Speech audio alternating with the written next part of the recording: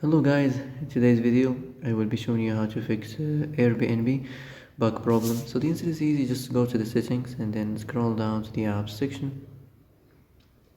And then go to the search and search Airbnb.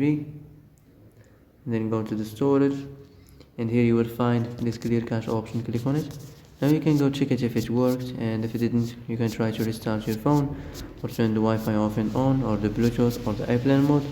Also, you can try to clear data, but be careful. If you clear data, all this application's data will be deleted. This includes all files, the settings, the accounts, the databases, etc. So be careful if you want to clear your data.